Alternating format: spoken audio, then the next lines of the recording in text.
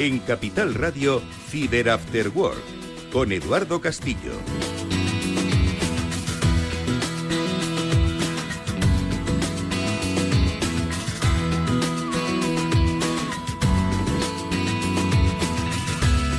¿Qué tal, amigos? Muy buenas tardes y bienvenidos un día más a este Cyber After Work, que es el programa de ciberseguridad de Capital Radio que cada semana os acompaña en directo si nos estáis escuchando ahora o en diferido si por casualidad es jueves, en el que contamos con la ayuda de los mejores especialistas en la materia y que ayudan a sus instituciones y también al conjunto de la sociedad pues a crear una cultura de ciberseguridad que les proteja de los que son hoy, creemos, principales desafíos que tienen personas, organismos, empresas, instituciones, que son las amenazas que vienen del mundo digital, porque en digital estamos todos, lo digital lo abarca todo. Bueno, pues hoy vamos a contar con dos especialistas que son referentes en el sector y que nos van a ayudar a entender pues cuáles son las tendencias que va a haber en materia de amenazas para 2026 basado en lo que han visto en el año 2025 y sobre todo cuál es la aproximación que debemos hacer, que todas las compañías deben hacer, especialmente en el terreno de la ciberseguridad,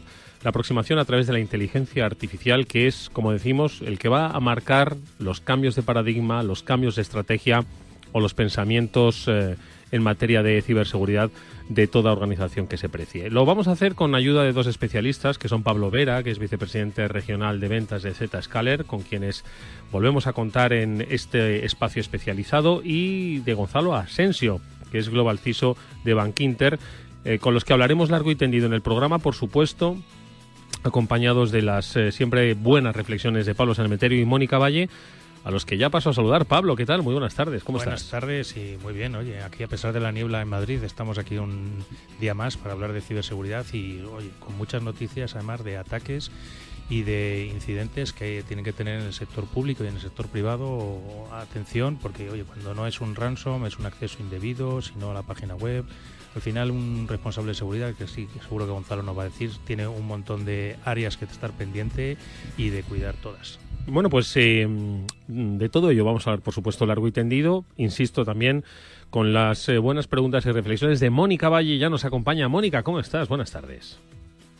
¿Qué tal? Muy buenas tardes a todos. Pues efectivamente un lunes más para compartir pues más información y más opiniones y conocimientos sobre ciberseguridad, que como decía Pablo también, pues llega con muchas noticias como todas las semanas. Muchas noticias que comentaremos después de, ¿por qué no?, saludar a nuestros invitados, Pablo Vera de Zscaler y Gonzalo Asensio de Bankinter. Pablo, ¿qué tal? Buenas tardes, ¿cómo estás? Buenas tardes, encantado de estar aquí con vosotros. Un gusto verte de nuevo. ¿Cómo ha empezado 2026? ¿Es el año o es otro año más igual de duro, igual de desafiante, igual de caminos llenos de aprendizaje?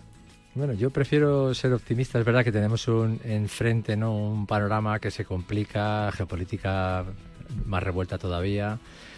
Y bueno, la tecnología sigue evolucionando para bien y para mal, pero yo prefiero verlo con ilusión. Creo que va a ser un año de aprendizajes y un año de progreso. Gonzalo Asensio es Global CISO de Bankinter. ¿Te sumas a ese optimismo de Pablo? Buenas tardes, Gonzalo. Buenas tardes, Eduardo. Bueno, más que sumarme al optimismo de Pablo, yo creo que es que Pablo es un tío muy optimista. Cuando estás en la trinchera lo ves de otra forma, pero bueno, sí, hay que ser optimista en la vida, sobre todo pensar que ponemos mecanismos y soluciones para que esto sea más seguro, o la gente no se va a subir al carro de la digitalización y de la evolución tecnológica que estamos viviendo en este siglo, ¿no? Creo que es muy importante alinearnos y no solamente proteger a las empresas, sino que las personas también aprendan a protegerse a sí mismas, porque como habéis hablado muchas veces en este programa, pues todavía a día de hoy el 80% o 90% de los ataques derivan como origen en el ser humano, ¿no?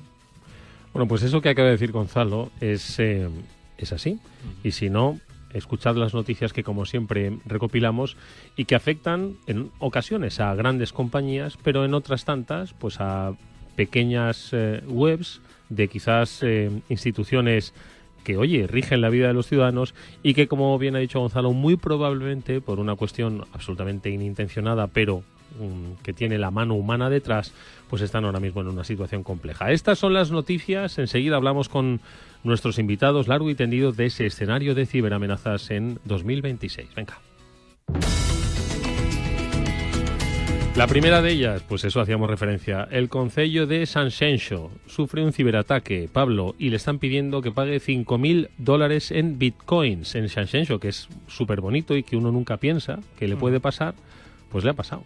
Sí, al final, oye, nadie está libre, por muy bonita que sea la ciudad y muy bonito que sea el concello, de que un atacante encuentre una puerta por la cual termine desplegándole un ransomware, le cifre todos los documentos habidos y por haber, le paralice todos los sistemas y le pida un rescate. En este caso concreto a mí me parece hasta barato el rescate que le están pidiendo, $5.000 para lo que se manejan en este tipo de ataques. No es mucho, pero oye, el concello ha dicho que no va a pagar, ha puesto una denuncia y está tirando de backup para recuperar los... Además el dólar está ahora bajo. O sea que... Oye, ¿y por qué te ya... llama la atención que sea tan bajo el rescate? Porque ¿Qué es lo que te llama la atención de que sea tan bajo el rescate? $5.000 me parece muy poco para un ataque de ransom. No sé, ahora sus invitados lo que comentarán. Sí, es bajo, pero yo que tengo yo no me conocía la noticia, pero así a bote pronto lo que pienso es que es el típico ataque de ransomware no dirigido hacia ellos en concreto, sino que es un ataque que está en Internet y que de forma aleatoria les ha caído a ellos. Y seguramente sea un pricing determinado que ya tiene el kit de ransomware en este caso y son $5.000. No se molesta ni en estudiar al cliente ni ver qué capacidad tiene. O sea, les ha caído a ellos.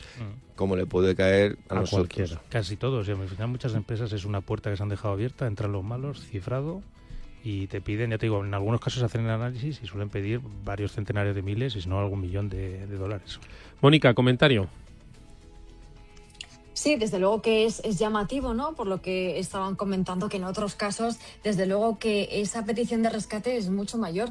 Y en este caso, pues es también interesante el propio comunicado, ¿no?, que ha emitido el ayuntamiento, que ha explicado que ha sido durante esta misma mañana de este lunes cuando se ha tenido conocimiento de esa entrada de la red, en la red municipal, de un malware que ellos denominan con un término que es software furtivo, que yo creo que es la primera vez que he leído o que he visto lo de software furtivo. No sé, Pablo, si tú has escuchado alguna vez esto, obviamente se están refiriendo a este ransomware, ¿no? ¿Verdad?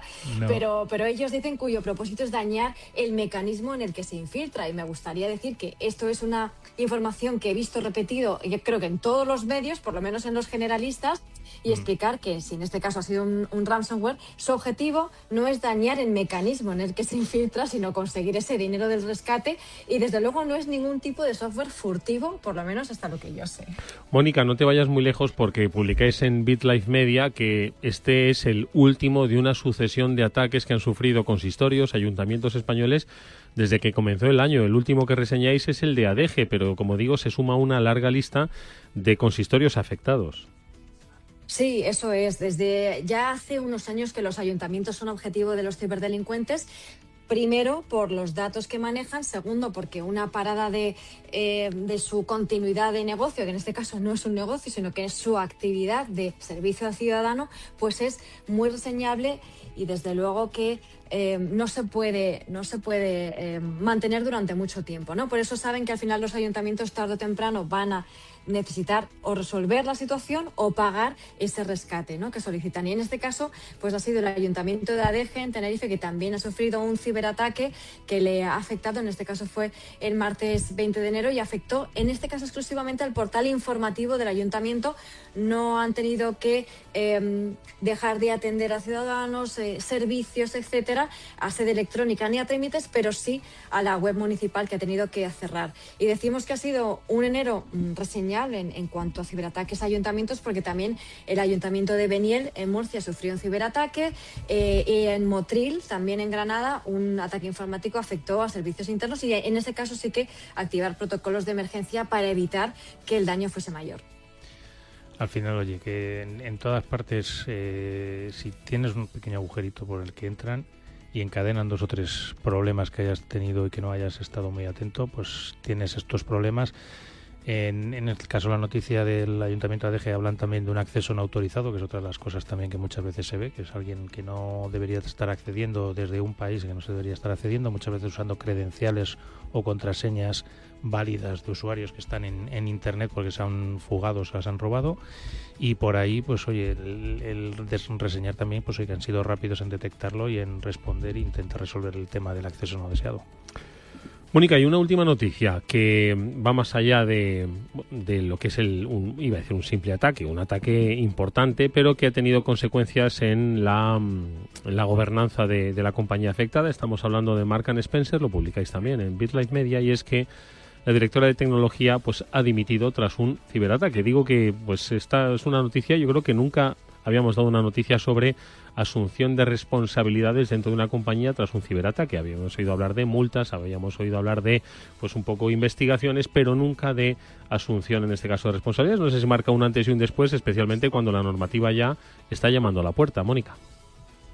Sí, efectivamente, es reseñable, ¿no? La dimisión, en este caso como consecuencia de un ciberataque, ¿no? Que evidencia, ¿no?, esa necesidad de reforzar la gobernanza tecnológica, de mejorar los sistemas de prevención, y en este caso pues ha sido la máxima responsable tecnológica de Marks & Spencer en este contexto pues marcado por una incidencia digital muy grave sufrida por la compañía en los últimos años, que ha tenido muchas consecuencias operativas, económicas, estratégicas, también de reputación. Como sabemos, al final el desgaste en la imagen influye muchísimo cuando los medios de comunicación, y además a nivel internacional, pues están recalcando ese ciberataque que se ha sufrido, ¿no?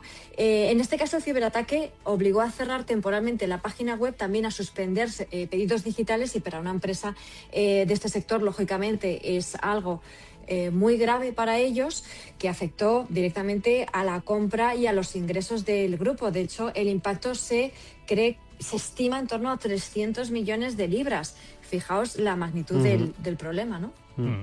No, a ver, lo bueno aquí en la noticia es esa estimación de impacto económico, que para cualquier compañía, y una compañía tan grande como esta, 300 millones de libras, es un impacto muy serio.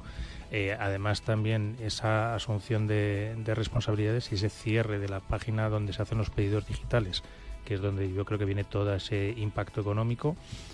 Al final, pues oye, que hay que reforzar. Siempre hablamos en seguridad, los procedimientos, la tecnología y las personas. Las tres cosas yo creo que aquí va a dar una vuelta y un refuerzo importante dentro de la organización. Bueno, pues estas son algunas de las noticias. Como decimos, todas las semanas hay de mucha variedad, que afecta a grandes compañías, que afecta a brechas de seguridad, afecta a tecnología que utilizan los malos, afecta a cuestiones del día a día y también de la gobernanza, para que entendamos esa magnitud que va adquiriendo cada vez más en todas las direcciones el concepto de la ciberseguridad. De él vamos a hablar, como digo, con nuestros invitados. Venga, vamos a comentar este y otros aspectos con Gonzalo Asensio, con Pablo Vera.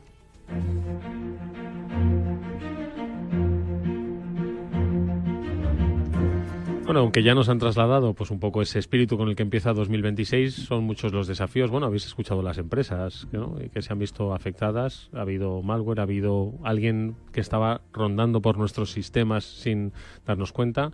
Hay también cuestiones de gobernanza. Son muchos los aspectos que ahora mismo en materia de ciberseguridad debemos abordar un abordaje integral, Pablo, que ya trasciende la tecnología, ¿no? Sí, nosotros representamos una parte de los actores que tienen que contribuir, ¿no?, a mejorar la protección, pero como decía Pablo, ¿no?, anteriormente, pues son procesos, sistemas o tecnologías y personas. Todos esos ámbitos se tienen que tratar de una manera equilibrada, ¿no? Entonces, en este aspecto, nosotros contribuimos en la parte de proporcionar soluciones tecnológicas que simplifiquen los procesos, que ahorren costes y que permitan que los negocios o los servicios sean más ágiles, ¿no? Una de las cosas que estamos viendo, que es un mayor reto, está ligado con la inteligencia artificial, y luego comentaremos, ¿no? El coste de los ataques se está reduciendo. Por ejemplo, el ataque que ha mencionado, que decía Gonzalo, posiblemente habrá sido aleatorio, ¿no? No han elegido particularmente a San Asensio por algún motivo, sino porque les ha tocado. ¿Por qué se pueden permitir hacer un ataque de ese tipo no dirigido, que no sabes si vas a tener éxito o no, porque no has preparado nada? Realmente, precisamente porque les sale prácticamente gratis hacerlo, ¿no? Entonces es una de las tendencias que hay ahora, que el uso de la propia tecnología está haciendo que el coste para los adversarios sea cada vez más bajo. Entonces les sale rentable probar, aunque dedican algunos recursos para eso, ¿no? Ese es uno de los retos. Gonzalo, ya ha abierto, Pablo, el camino, ¿no?, de la IA. Es el que está ahora mismo marcando estrategias de defensa, estrategias de aprendizaje, el propio escenario de ciberamenazas. Sí, completamente. Totalmente de acuerdo. De hecho, tenemos un ataque en una empresa española el año pasado, que no quiero nombrar, pero que todos conocemos, habéis ido seguramente esta Navidad a comprar algo, en el que el ataque era un ataque de negación de servicio y estaba orquestado por una inteligencia artificial, donde veían en función de la protección que había en cada una de las partes donde atacaban, balanceaban la carga o cambiaban el tipo de ataque, y lo que estaba por detrás era un bot con inteligencia artificial creada por los malos. O sea, claramente ya no solo hablamos de un tema de coste, también hablamos de un tema de agilidad. Ellos antes podían tardar días en modificar un malware o crear un ransomware, un kit de ataque. Hoy tardan minutos. Van muy por delante en ese sentido. ¿Qué hacemos nosotros desde el punto de vista del cliente, ¿no? Que también somos uno de los actores del ecosistema de este mundo?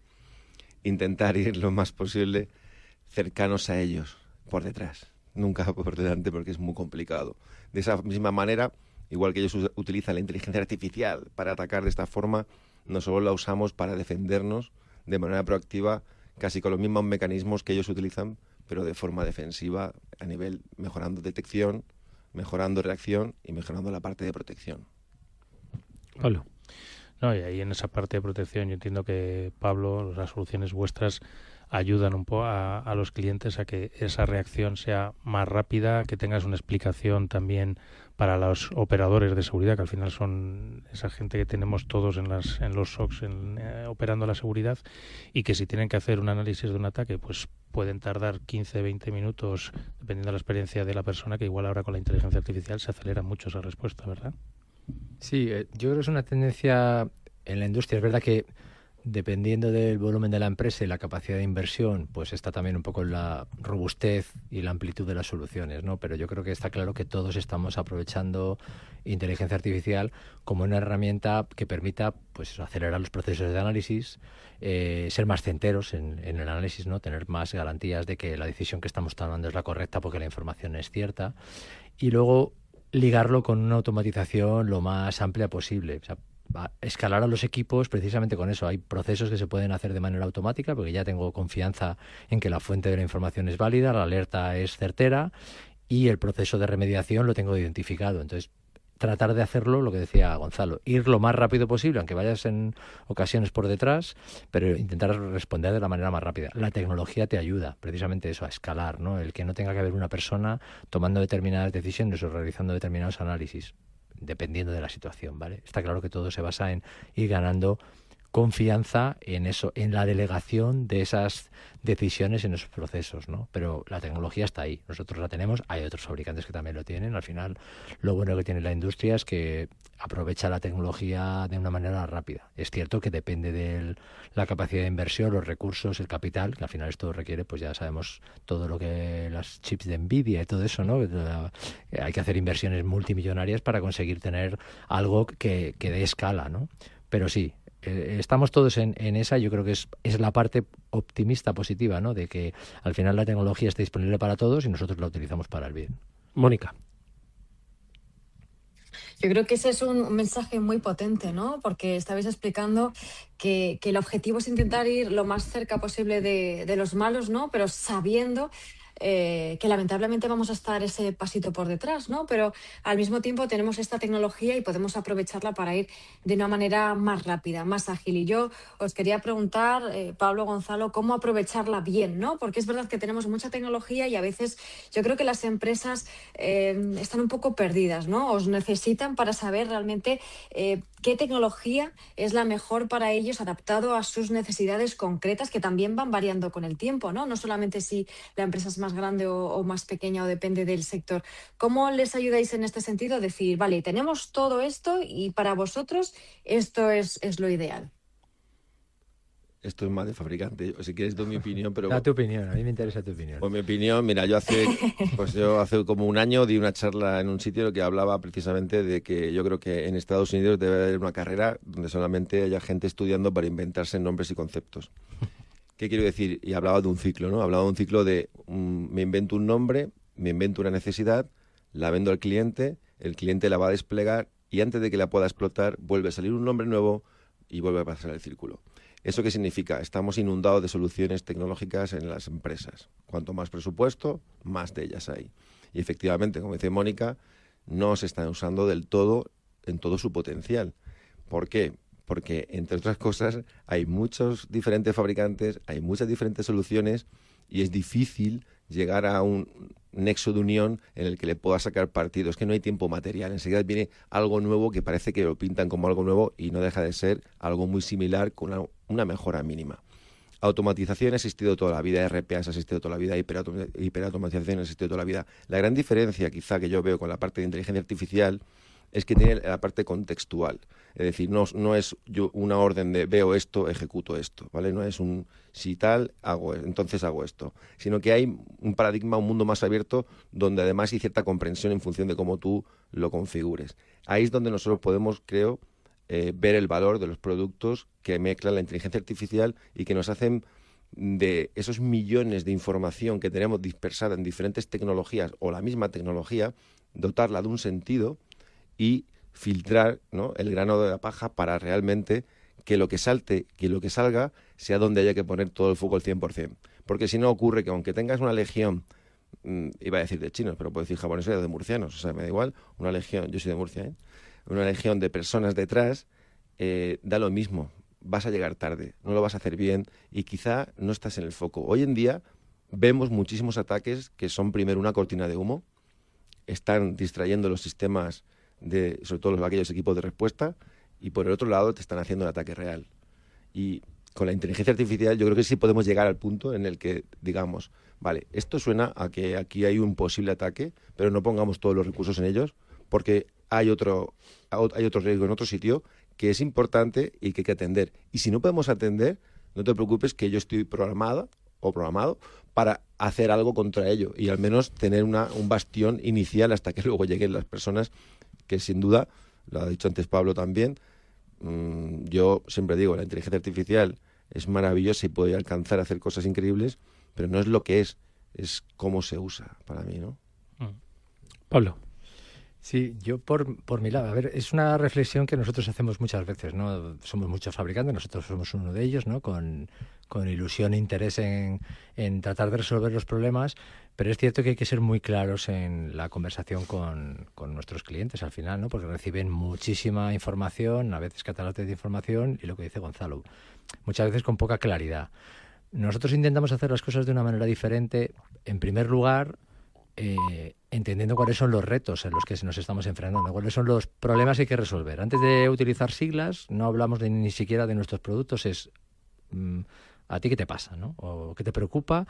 ¿O hemos estado con una empresa como la tuya, de tu mismo sector o de tu misma geografía, que le preocupaba esto y esto? ¿Compartes tú estas preocupaciones? Identificar un poco, antes de empezar a hablar de siglas y productos, identificar eso. Y luego después intentar encontrar cuál es el beneficio para tu organización, tanto desde el punto de vista de reducción de riesgos, que es muy importante, desde el punto de vista de reducción de costes, fundamental ahora y siempre, pero cada vez más, ¿no? Y luego cómo puede ayudarte esto a que tu negocio sea más ágil o sea más amplio, puedas alcanzar nuevos clientes, puedas lanzar nuevas líneas de producto, basado todo en una relación con el negocio, ¿no? No tanto hablar de producto ni de categorías, es, oye, pues a lo mejor hay cosas que no necesitas ahora o hay cosas que sí necesitas, pero hablemos de problemas de negocio, retos, problemas tecnológicos, riesgos, y a partir de ahí desarrollamos el discurso, ¿no?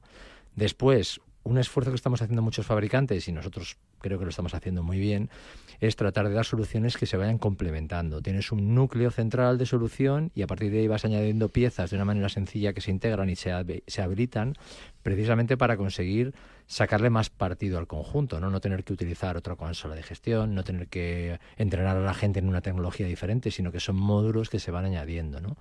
Hacer una plataforma, digamos, que no va a solucionar todo, pero sí que permite ir haciendo un crecimiento gradual de los casos de uso que voy cubriendo, ¿no? Y ir por ahí, un poco simplificar, racionalizar, ¿vale?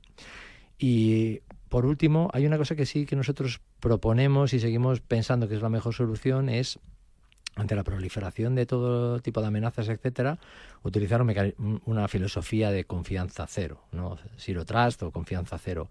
Es realmente en muchas relaciones tecnológicas de usuarios con aplicaciones o con mis terceros, confío demasiado, ¿no? Pues les doy acceso a la red, a terceros, cuando realmente no necesitaría hacer eso, cuando tienen solamente que consumir una de mis aplicaciones, ¿no? Entonces, de alguna manera utilizar esa filosofía de no confiar en nada y tener mínimos privilegios en mínimo tiempo posible. La tecnología lo permite, y de esa forma, si encuentras un adversario que, por ejemplo, te roba una identidad, el usuario que tenía esa identidad no es confiable, el adversario tampoco, de manera que no hay un abuso de confianza que permita al adversario ganar privilegios excesivos con una filosofía más tradicional, ¿no? Entonces, confianza cero. Que en esa parte de confianza cero, para mí una de las ventajas que tienen en general todas las soluciones que basan esa confianza cero y que publica solo una aplicación o solo el acceso al que necesitas, es que además eso le acompaña al usuario allá donde esté. Es decir, si se conecta con el portátil o se conecta con el móvil, esa confianza y esa seguridad se la dais ahí donde lo esté utilizando. Claro, por supuesto. O sea, al final todo el mundo, ahora mismo el puesto de trabajo es líquido, ¿no? No está en ningún sitio. O sea, el puesto de trabajo es realmente donde permite, dónde está tu productividad, que puede estar en cualquier lugar, ¿no? Y desde cualquier dispositivo.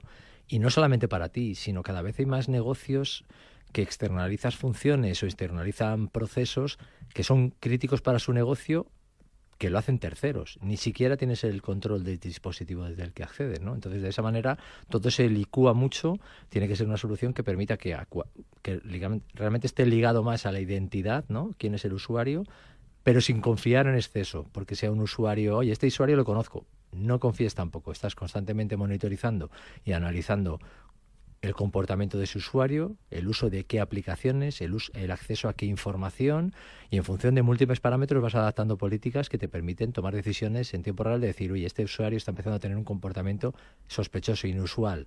Pues ya el nivel de riesgo va subiendo y llega un momento que puedes tomar decisiones de, oye, pedirle que se verifique otra vez la identidad con un mecanismo más robusto, o en el caso peor, cortarle la conexión si ya se ve que hay una cosa muy anómala, ¿no? Entonces hay que adaptarse, pero la tecnología ya lo permite. La nuestra lo permite, hay otros fabricantes que también lo permiten, pero hay que exigir eso a la industria, ¿no? Que permita adaptarse al uso real de los... Yo creo que estos ayuntamientos que hemos hablado antes no tienen la tecnología esa, ¿eh?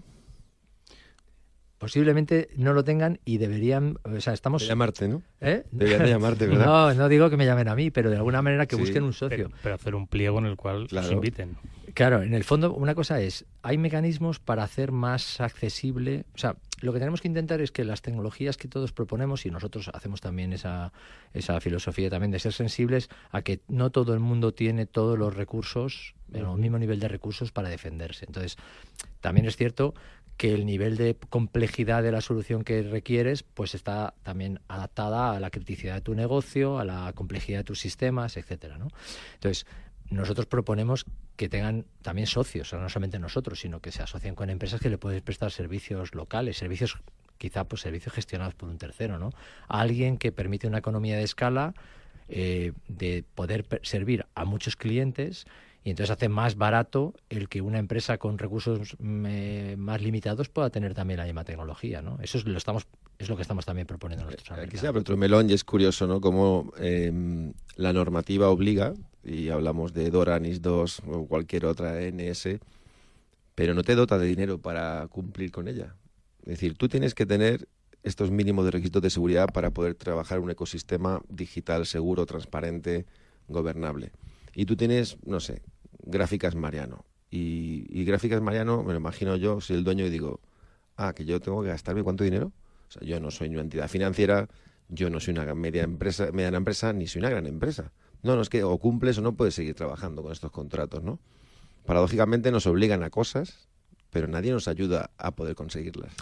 Oye, en ese sentido, ¿no creéis que la IA puede, como se dice, siempre es un poco manido, ¿no?, democratizar el acceso a la ciberseguridad? Quizás abarate esos costes y a Gráficas Mariano a través de aplicaciones pueda estar un poco más protegidos y cumplir. Como filosofía debería ser así. La realidad es que la IA es súper cara a día de hoy. Igual mañana es barata. En su día el cloud computing era muy caro, el smartphone era muy caro, ¿no? Si cogemos todas las revoluciones tecnológicas, ha habido una curva inicial muy, muy costosa y luego ha ido abaratándose. A día de hoy todavía no hay ninguna empresa de inteligencia artificial que esté sacando rendimiento económico, o sea, que tenga números positivos. O sea, está en deuda. Incluso los clientes que usan la IA, casi todos los pilotos o proyectos que han estado haciendo han sido proyectos que creo que no han conseguido los objetivos que se buscaban.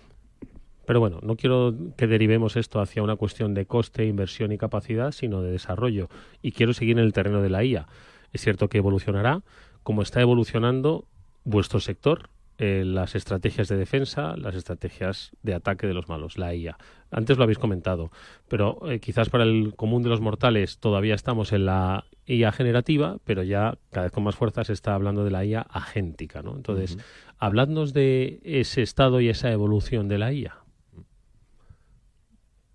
Bueno, a ver, es verdad que la gente confunde la inteligencia artificial con muchos conceptos y lo hemos metido todo en un mismo paraguas. Es igual que hablar de ciberseguridad.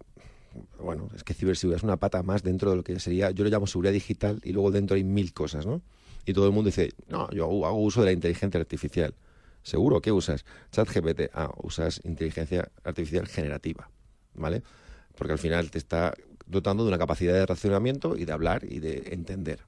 La parte agéntica es la que es capaz, y la que además es una obsesión que tiene Sam Altman, de crear agentes de copilotos tuyos al lado tuyo, como si fuesen tú por la mañana, al mediodía y por la noche, que vayan contigo y que puedan decidir incluso en tiempo real. Hay un proyecto secreto, que claro, si lo sé yo no será tan secreto, que está haciendo esta gente, que es un dispositivo para poder llevar cerca, todavía se está investigando qué tipo de hardware o cómo se va a hacer, para que podamos, imagínate, llegar incluso al nivel de voy al médico, el médico me está recomendando una serie de cosas, me está enseñando una serie de informes, y por el pinganillo, o por la gafa, o por no sé, es que ya me imagino la lentilla, ¿sabes? Ya me imagino cualquier cosa, y esto ya sabéis que luego la ciencia ficción es real, te está dando la información, en este caso imagínate, pues ChatGPT o Cloud, quien sea, diciéndote, quizá ese indicador no es como dice el médico, o quizá no, o pregúntale esto otro, o es decir, vamos a tener como una especie de clon nuestro,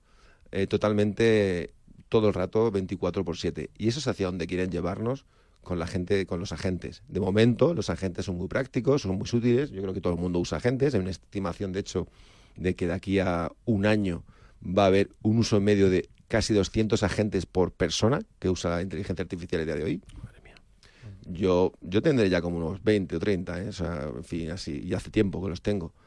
Y bueno, para lo que yo los programo y los creo me va muy bien.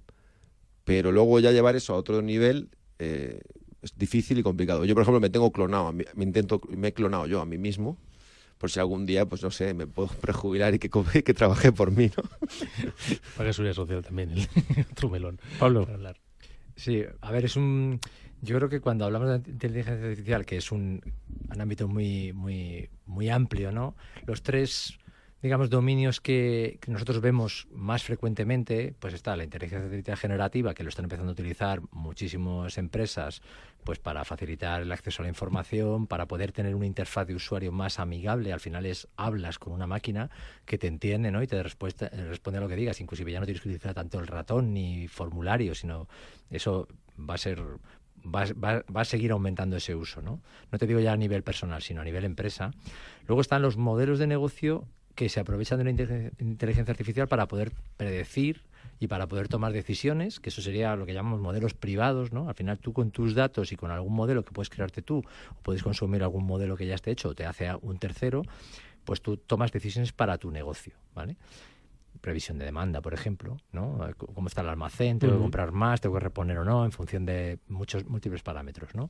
Y luego, por último, como estábamos hablando, lo del tema de los agentes, ¿no? Que en el caso de la empresa, lo que estamos empezando a ver, no todas las empresas están muy avanzadas en eso, pero las empresas que tienen más recursos sí están empezando a hacer una apuesta decidida por eso, es qué procesos dentro de la empresa, procesos administrativos, procesos de negocio, puedo automatizar de manera que no sea necesaria una persona para realizarlos, sino que máquinas entre sí, agentes entre sí, hablan y en función de qué información comparten se van tomando decisiones. O sea, hay una acción relacionada con ese intercambio de información, ¿no?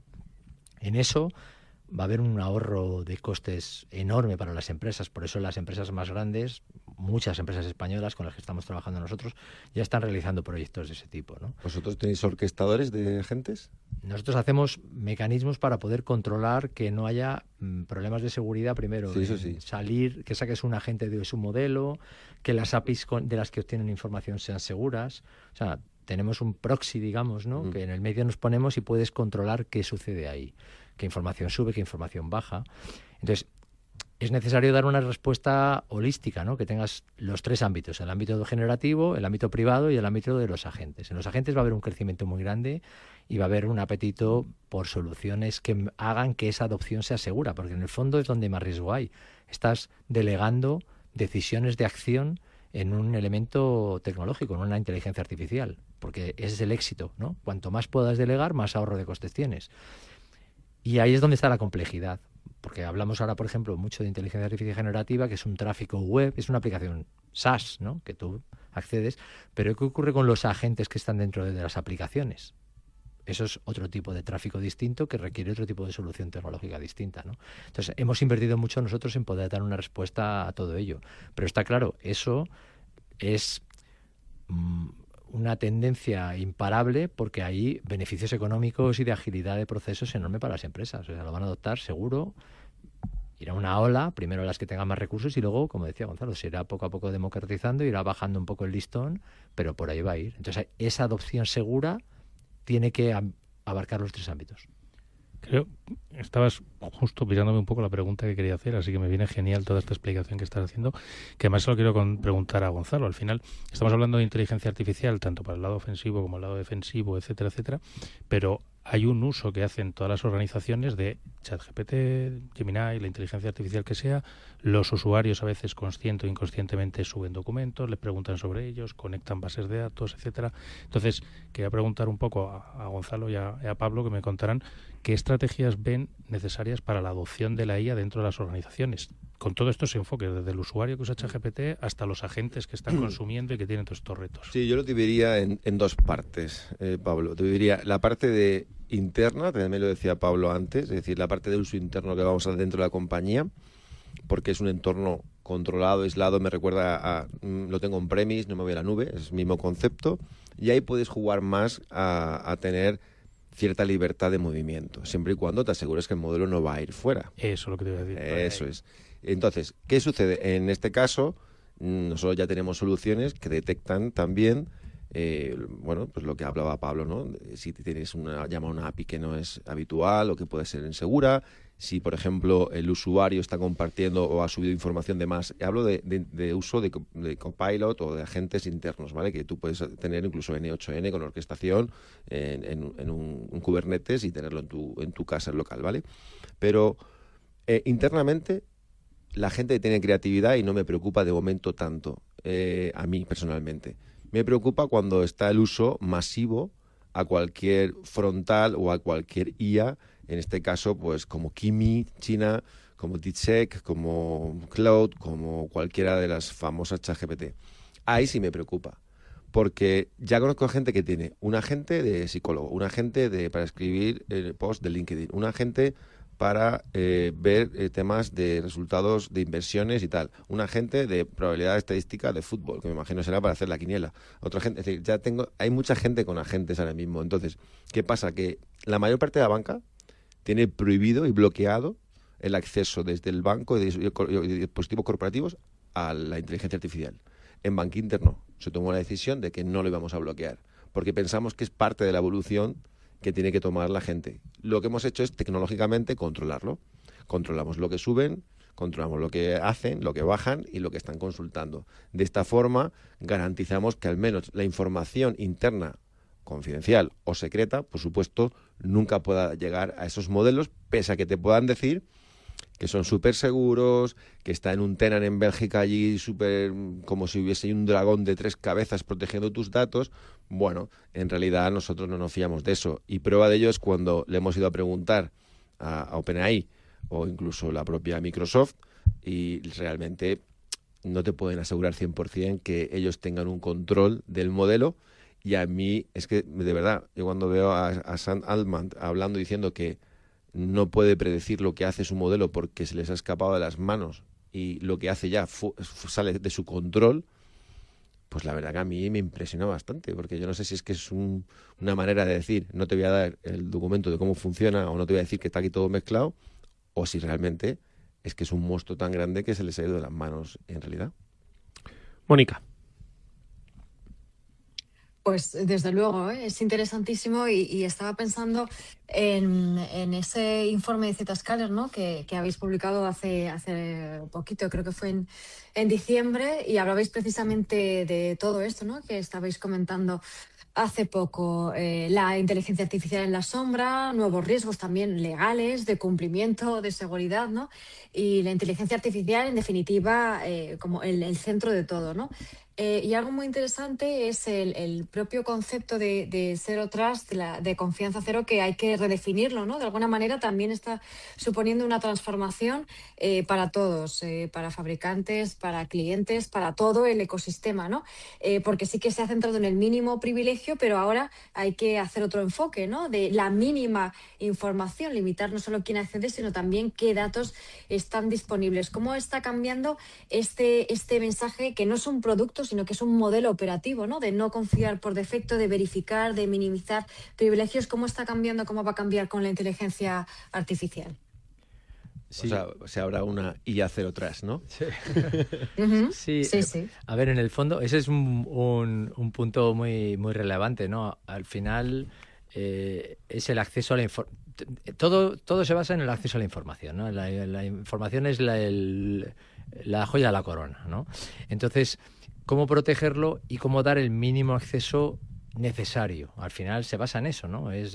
Primero das acceso mínimo a la infraestructura, pero ya vas un paso más allá y das acceso mínimo a la información, ¿no? Y en el fondo tienes un montón de usuarios, digamos, personas, ¿no? Usuarios profesionales de la empresa, etcétera, y luego tienes un montón de agentes, como hemos dicho, que pueden acceder también a la información. En el fondo, todo gravita un poco primero en conocer tu información, ¿no? ¿Dónde está? ¿Quién la tiene? ¿Dónde la estoy almacenando? Segundo, ¿de qué tipo es? Que para eso ayuda mucho la inteligencia artificial también, el poder analizar los documentos de manera semántica. O sea, leo un documento, entiendo qué hay ahí, y es un documento que no tiene una estructura, que no está clasificado ni categorizado, pero resulta que hay información sensible de la organización. ¿Por qué? Porque una inteligencia entrenada para ello ha leído el documento y ha entendido que hay ahí información sensible, ¿no?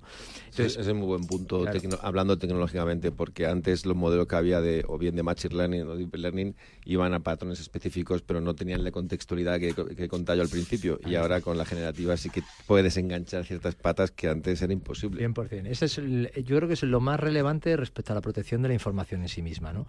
Entonces eso es acceso mínimo y siempre es minimizar los privilegios. Y minimizar los privilegios puede ser acceso a la infraestructura, acceso a la aplicación o acceso a la información, ¿vale? Entonces, cobra mucha importancia soluciones que descubran dónde está tu información, ¿no? El DSPM, por ejemplo, pues ahora es una cosa que otra sigla, perdona Gonzalo, ¿no?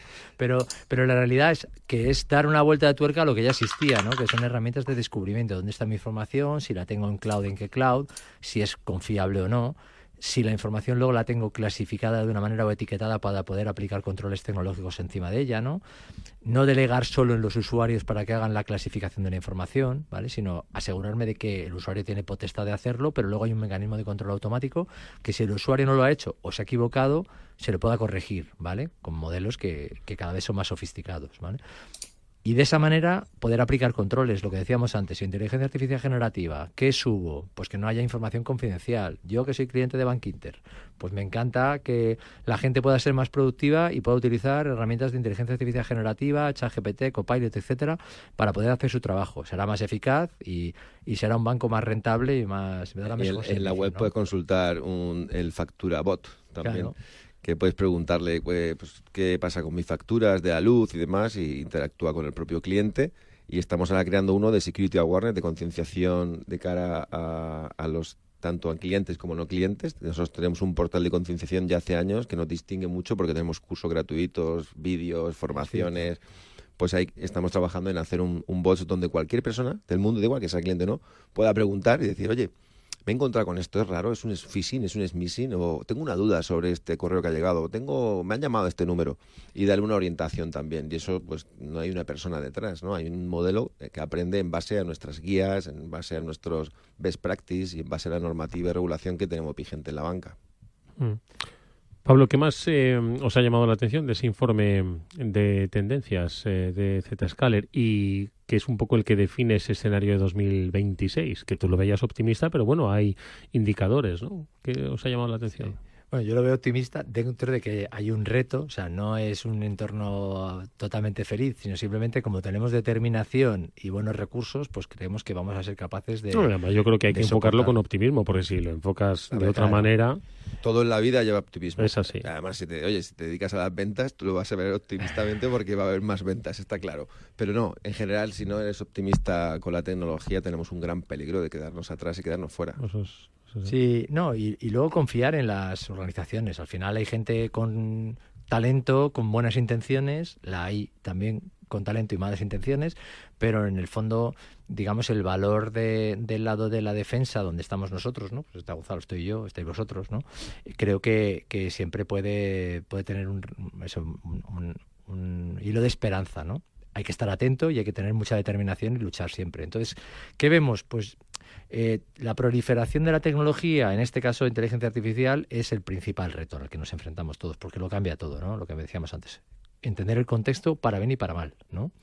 El utilizar una herramienta que pueda hacer de manera automática un ataque extremo a extremo, como ya se ha visto, que al principio parecía una cosa teórica, pero ya sucedió en la realidad, ¿no? Entonces, eso lo cambia todo. Tenemos que combatir los ataques de inteligencia artificial con inteligencia artificial. Luego hay otros ámbitos que cada vez van a tener más impacto sobre la sociedad y sobre los procesos de negocio. Por ejemplo, toda la proliferación, que ya están ahí, pero van a tener cada vez más importancia en procesos de negocio de dispositivos IoT, sensores, ¿no? Que te van a afectar pues en tu casa, van a afectar al tráfico en una ciudad, van a afectar en infraestructuras críticas. Entonces, ¿cómo proteger la proliferación de cientos y miles de millones de dispositivos que se van creando?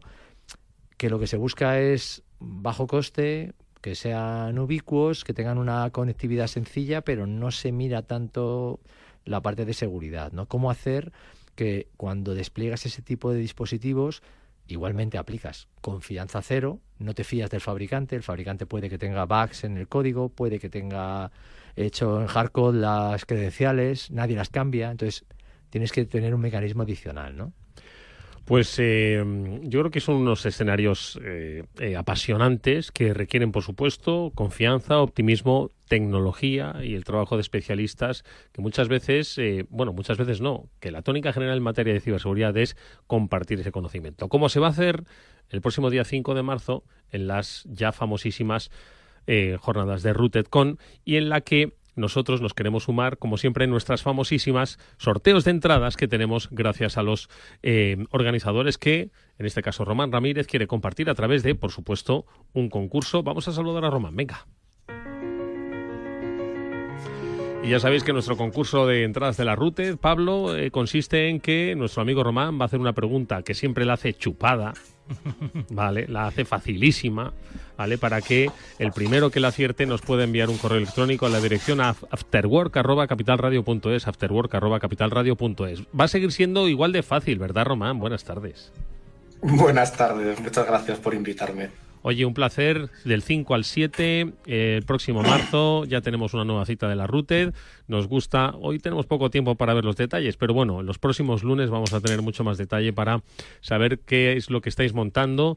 Danos una aproximación, entiendo. Estabas escuchando a Gonzalo y a Pablo. Entiendo que la IA hoy va a ser protagonista en Rooted y muchas cosas más, ¿no?